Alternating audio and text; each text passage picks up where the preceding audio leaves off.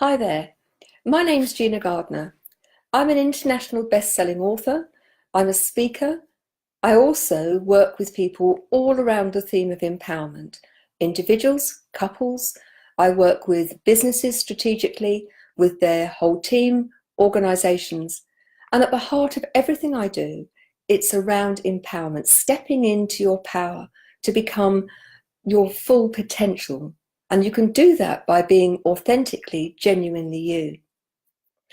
One of the things that struck me over the last few days is how often we are given the opportunity to listen to our inner wisdom. Some people call it that gut feeling, that sense of something being right or wrong.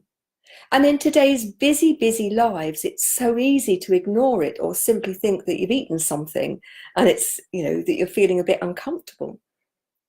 But when you actually take the time to be still and to listen and to take note, very often that guiding feeling is so right. And yet we often ignore it.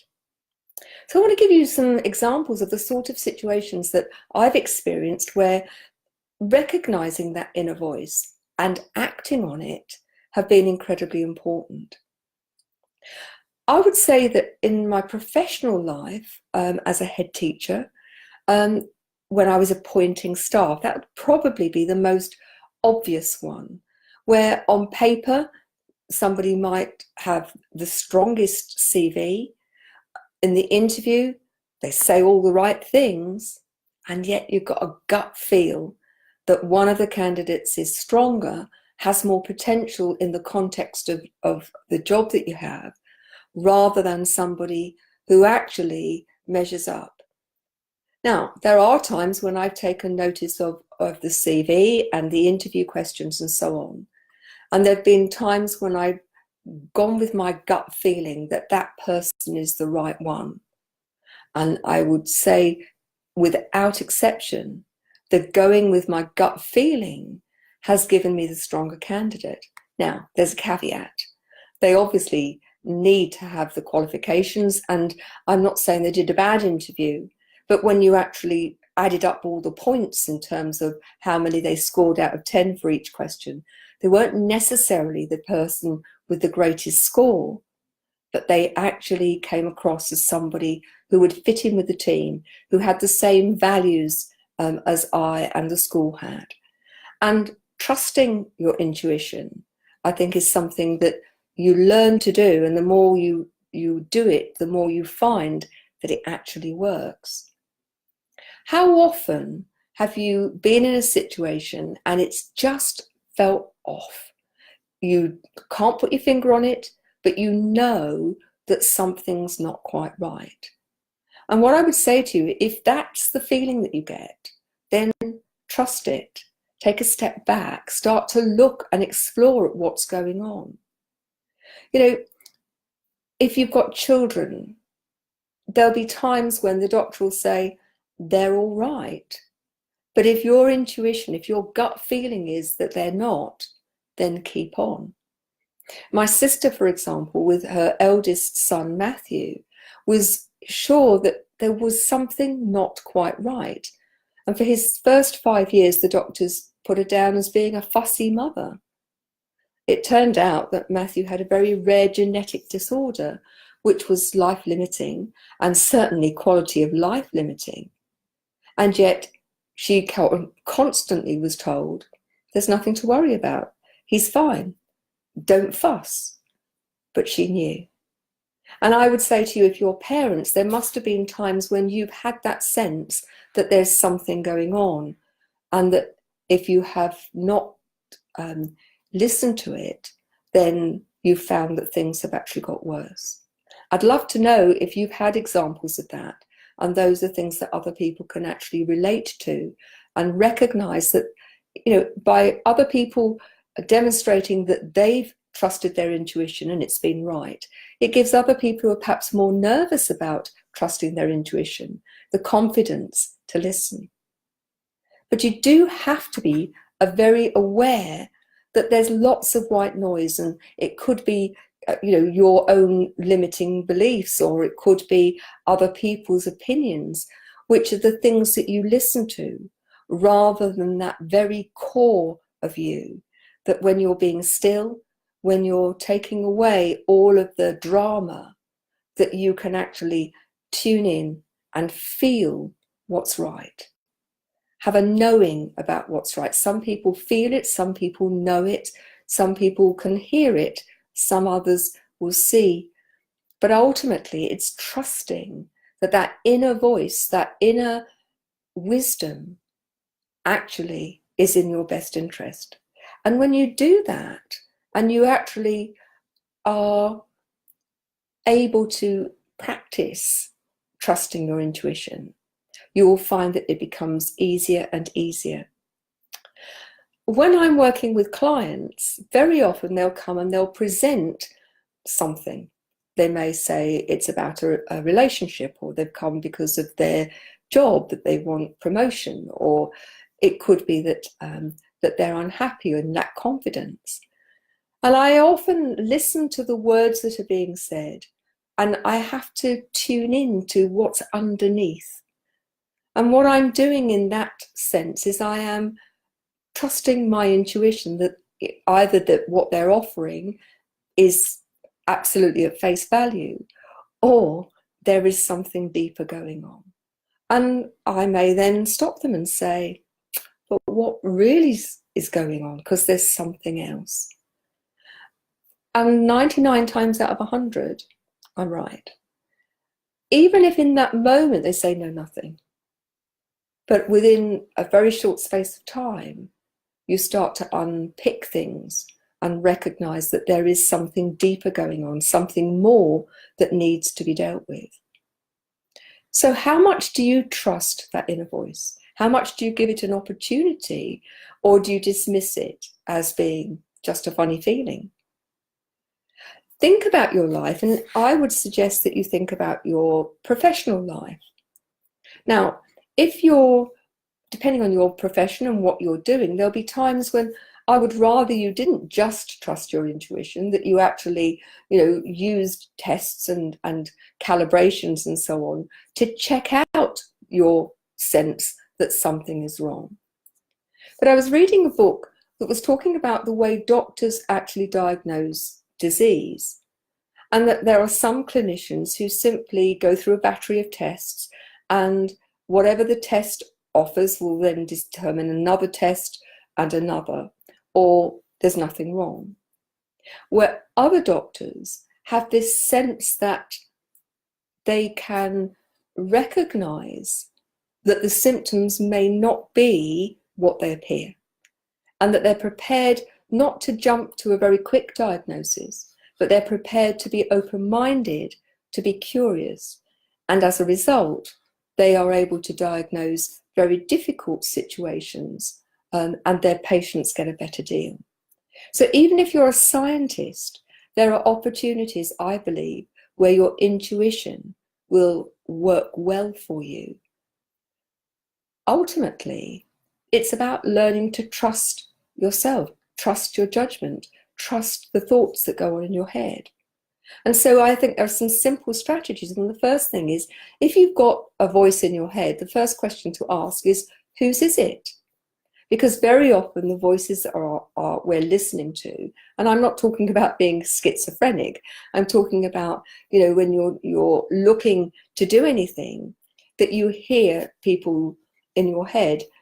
I know when I'm doing something well, I can hear my mum, who sadly died 25 years ago, I can hear her saying, well done, that's the way to do it. Or I can hear her tutting and shaking her head, and that's not what I taught you. Now, is her voice really in my head? No. But can I actually access her views about things? Yes, I can.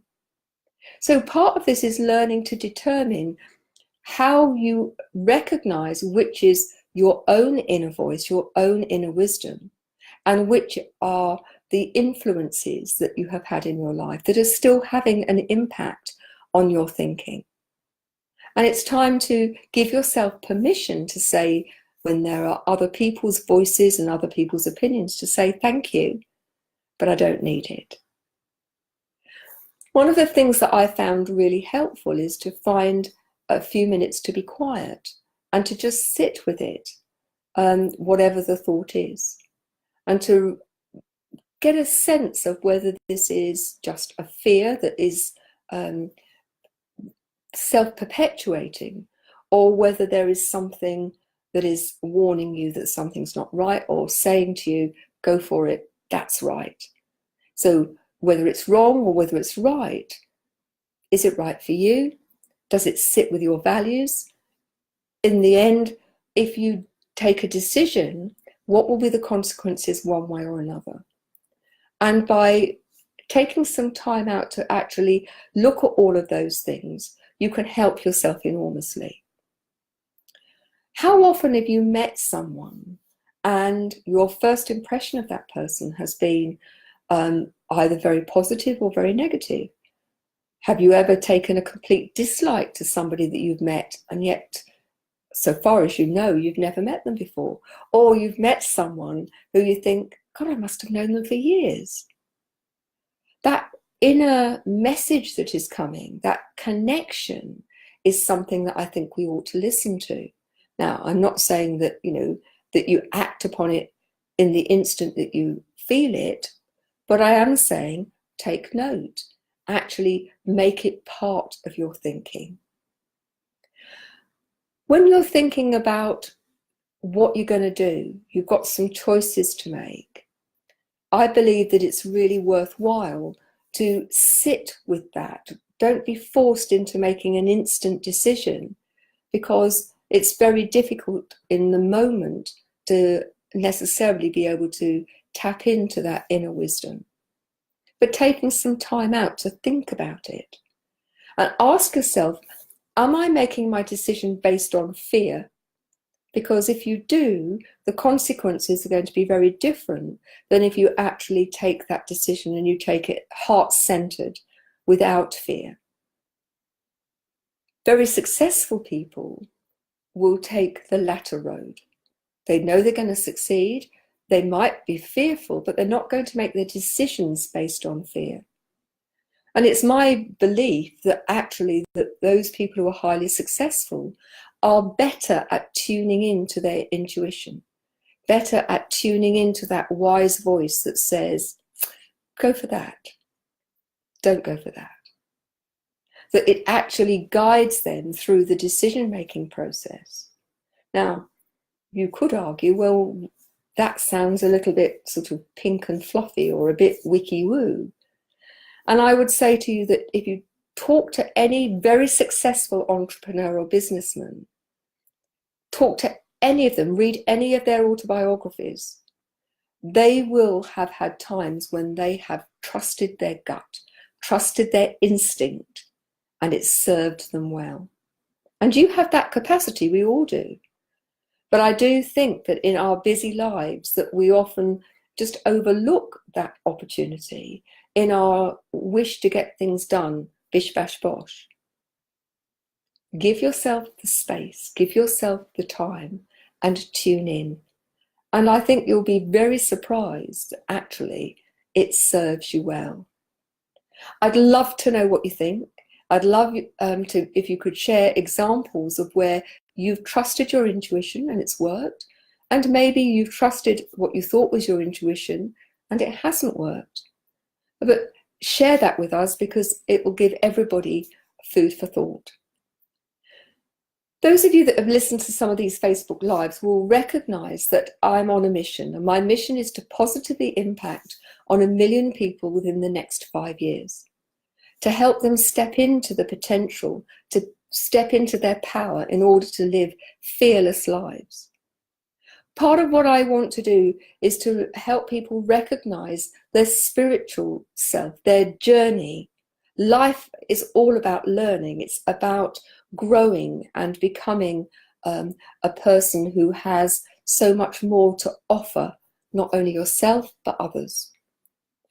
To that end, I've set up a membership group called the Thrive Together Tribe. And it's for people who are like-minded, who want life to be the best it can be, who want to be more confident, happy, successful and fulfilled. but also who want to help other people do the same. Now, you can give that a try for $1, and I urge you to come and join us. There's lots of resources. There's interactive coaching. There's a structured program for personal development. There are visiting speakers. There's a whole raft of resources. There's an activity books to go with the videos. There's a themed journal, all sorts of things. And you can try that for $1. Now, the whole thing is based on the principles of my latest book, Thriving, Not Surviving, The 5 Secret Pathways to Happiness, Success and Fulfillment. If you'd like a free digital download of the book, you can go to my website, genuinely-you.com, and you can get a book for free, a digital book, download it for free.